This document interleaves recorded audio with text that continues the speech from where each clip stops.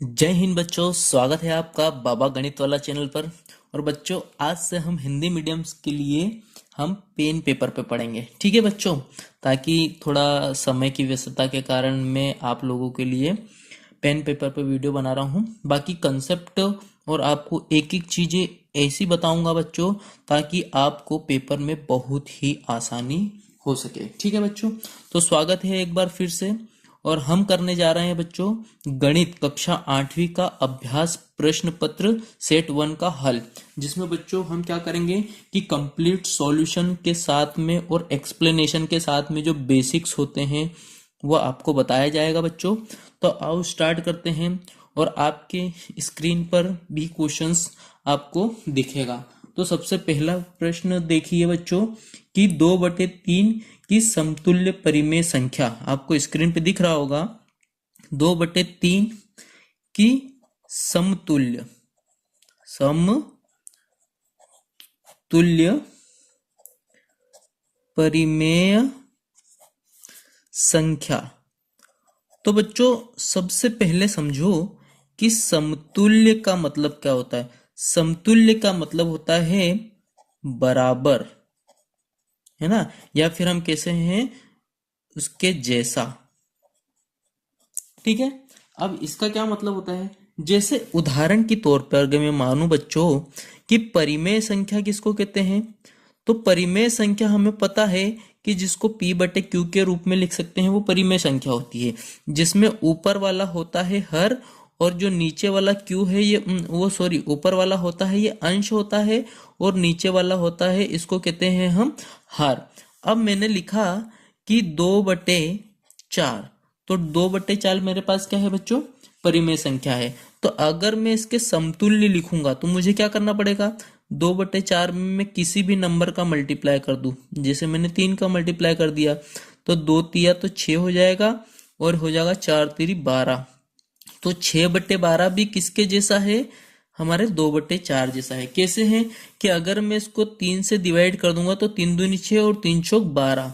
तो उसी तरीके से हमको प्रश्न 1 में भी बताना पड़ेगा। तो हम चेक करेंगे, जैसे ए ऑप्शन 3/2 है तो ये तो हो नहीं सकता, ठीक है, तो ये ऑप्शन गलत है। अगर मैं बी ऑप्शन की बात करूं तो बी ऑप्शन हमारे पास क्या है, 4/9। तो इसको काट के देखते हैं किससे, ये भी नहीं कटेगा तो ये भी नहीं हो सकता, चेक करना पड़ेगा बच्चों हमें, ठीक है। अगर मैं लिखा 4/6 तो देखो ये 2 से कट जाएगा 2 बार और ये 2 से कट जाएगा 3 बार, इसका मतलब 2/3 हमारा आंसर आ गया। तो 2/3 हमारा इसके समतुल्य के बराबर होगा, ठीक है। इसको भी चेक कर लेते हैं, 6/-3 तो ये तो होगा ही नहीं। तो बच्चों हमारा करेक्ट ऑप्शन कौन सा हो जाएगा, ऑप्शन नंबर सी। और सी क्या है, सी हमारा है 4/6 हमारा सही उत्तर हो जाएगा। तो मेरे हिसाब से मैं इसलिए आपको समझाते भी चल रहा हूं ताकि इसके जैसे और आपको क्वेश्चन आ जाए तो आप उसमें कोई दिक्कत ना कर सको, ठीक है। अब दूसरा देखिए बच्चों, आपकी स्क्रीन पर ये सवाल, स्क्रीन क्या पे क्या दिया है, सेकंड देखो कि जब एक सिक्के को उछाला जाता है तो चित्त प्राप्त करने की प्रायिकता। तो देखो बच्चों यहां पर आ जाओ। अगर मैं सेकंड प्रश्न की बात करूं तो सबसे पहले क्या होता है कि एक सिक्का होता है ना। तो सिक्का का हेड होता है जिसको हम चित्त कहते हैं, क्या कहते हैं, चित्त। और एक होता है टेल जिसको हम कहते हैं पट कहते हैं, ठीक है। तो बच्चों अगर मैंने सिक्के को उछाला तो उछालने पर देखो हेड भी आ सकता है, चित्त भी आ सकता है और टेल भी आ सकता है।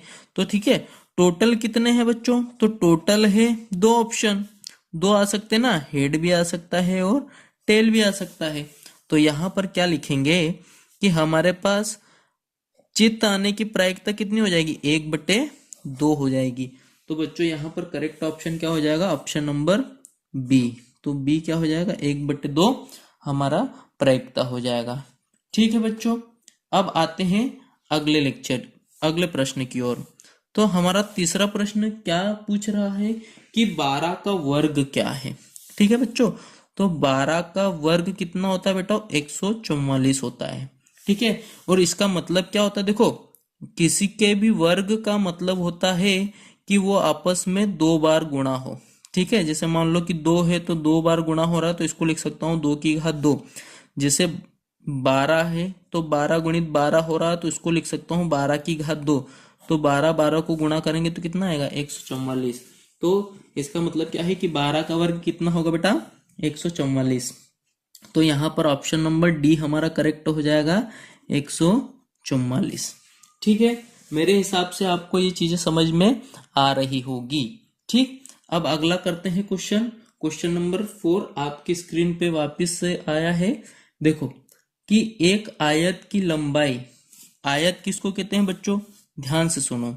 हमारे पास ये होता है आयत, और आयत की होती है ये लंबाई, और ये होती है हमारी चौड़ाई।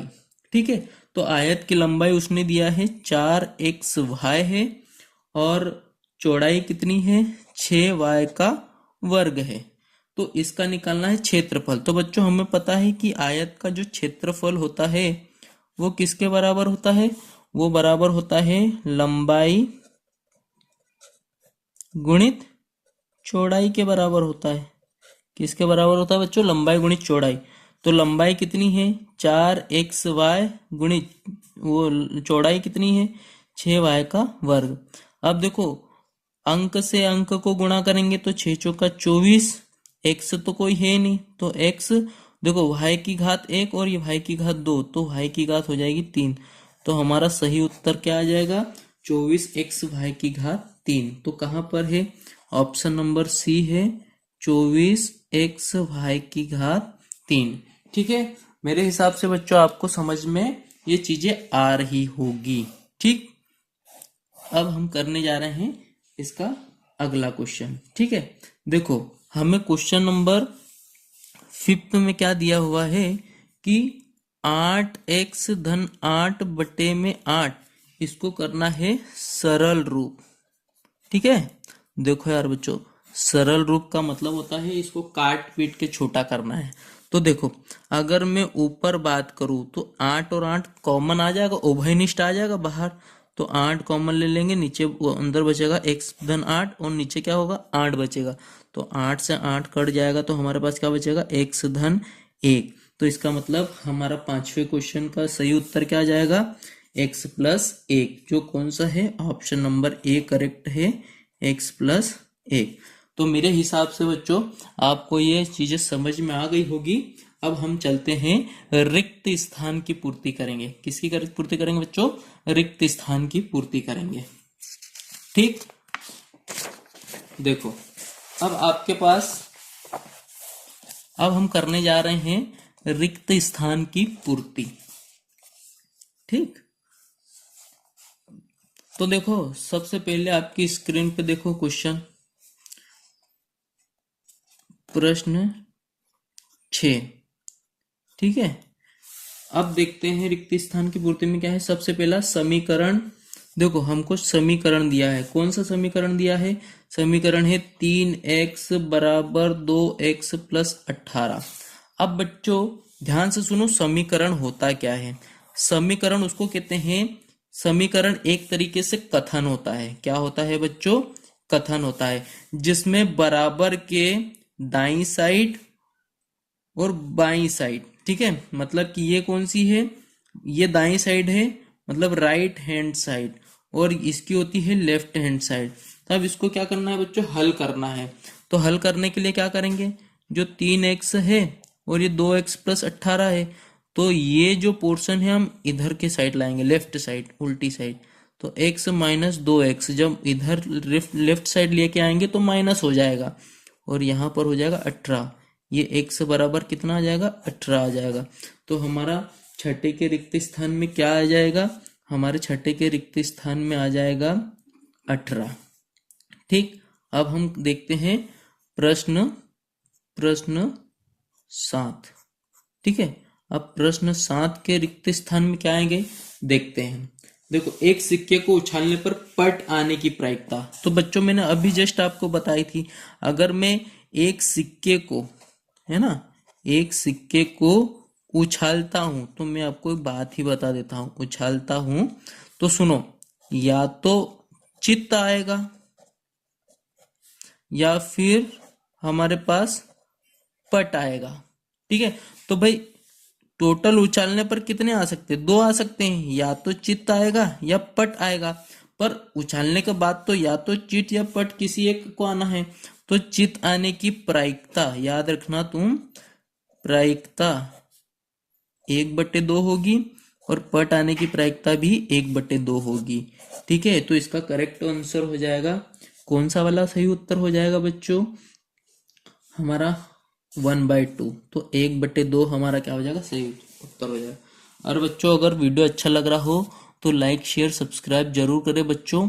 ठीक है, और हम आपको इसी तरीके से बेसिक्स एकदम बेसिक्स प्रोवाइड करते रहेंगे। ठीक है, तो अगर अब अच्छा लग रहा हो तो वीडियो को शेयर जरूर करें और अपने दोस्तों को लाइक सब्सक्राइब और शेयर करने को कहें। ठीक है, तो बाबा गणित वाला BGW को आप सब्सक्राइब करें। चलते हैं अगले प्रश्न की ओर। और अगला प्रश्न आपकी स्क्रीन पर 1 करोड़ रुपए के लिए ये रहा। देखो क्या है कि समप्राकृतक संख्याओं के घन, समप्राकृत संख्याओं के घन। अब सबसे पहले देखो बच्चों, इसमें 2 चीजें हैं, एक तो सम और एक घन। अब सर ये क्या होता है? सम जैसे हमने देखा ना, एक विषम संख्या होती है और एक सम संख्या होती है। तो सम संख्या क्या होती है? 2 4 6 8 इस तरीके से चलते जाएंगे, जो 2 से क्या हो? विभाजित हो। ठीक है, जो 2 से विभाजित हो। और विषम संख्या क्या होती है? 1 3 5 7 इसी तरीके से चलते जाती है, जो 2 से विभाजित नहीं होती है। अब दूसरा घन किसको कहते हैं? तो घन उसको कहते हैं अगर किसी नंबर, जैसे मान लो 5 है और उसकी घात 3 हो, तो वो क्या कहलाता है? 5 का घन। हम ऐसे पढ़ते हैं इसको, 5 का घन। ठीक है, अगर कोई भी नंबर हुआ, जैसे ए हो, एक नंबर है तो उसकी घात 3 होना, इसका मतलब इसको कहते हैं घन। क्या कहते हैं बच्चों? यहां याद रखना, किसी भी संख्या की घात 3 होती है तो उसे घन कहते हैं। क्या कहते हैं बच्चों? घन कहते हैं। तो अब हमको ये बताना है कि मान लो कोई सम संख्या है, तो सम संख्या क्या होती है? 2 4 6 इस तरीके से। अगर उसका घन करेंगे, मतलब इन सब में से किसी एक का भी घन कर दोगे तो क्या आएगा? तो बच्चों सम संख्या ही आएगी। जैसे 2 का घन करा तो कितना आएगा? 2 गुणित 2 गुणित 2। घन का मतलब आपस में 3 बार गुणा। ठीक है, आपस में 3 बार गुणा, तो ये कितना आ जाएगा? 8 आ जाएगा। तो देखो सम संख्या का घन भी कितना आया? सम संख्या। ठीक है, तो ये क्या हो जाएगा बच्चों? ये हमारे पास हो जाएगा 8, आंसर सही आएगा। तो यहाँ पर प्रश्न 8 में क्या लिखेंगे हम? आएगा सम संख्या। ठीक है, अब करते हैं प्रश्न 9। ठीक है, प्रश्न 9 में क्या है बच्चों? आइए देखते हैं। प्रश्न 9 भी कह रहा है आपकी स्क्रीन पर कि देखो, a गुणित -a का वर्ग गुणित a की घात 3। ठीक है, तो इसका आंसर क्या आएगा? तो बच्चों देखो, हमने एक घातांक का नियम पढ़ा था। घातांक का नियम होता है, क्या होता है कि यदि आधार एक जैसा हो, जैसे मान लो मैंने लिखा है a की घात m गुणित a की घात n। अगर आधार, इसको क्या कहते हैं बच्चों? आधार कहते हैं। क्या कहते हैं? आधार कहते हैं। और ये होता है घात। क्या होता है? घात होता है। तो अगर आधार समान होते हैं तो घातें क्या होती है? जुड़ जाती है, m प्लस n होती है। अब ये कितनी भी हो सकती है, a की घात m, a की घात n मल्टीप्लाई a की घात x। तो ये सब आधार तो एक जैसे ही है सबके, पर घातें क्या हो जाएगी? घातें सबकी जुड़ जाएगी, तो m plus n plus x हो जाएगी। तो यहाँ पर भी वैसा ही होगा। देखो यहाँ a की घात 1 है, a की घात 2 और 3, तो ये तो माइनस ही रहेगा। a की घात कितनी हो जाएगी? 1 धन 2 धन 3, तो माइनस a की घात 6। तो माइनस a की घात 6 हमारा क्या हो जाएगा? सही उत्तर हो जाएगा यहाँ पर, माइनस a की घात 6।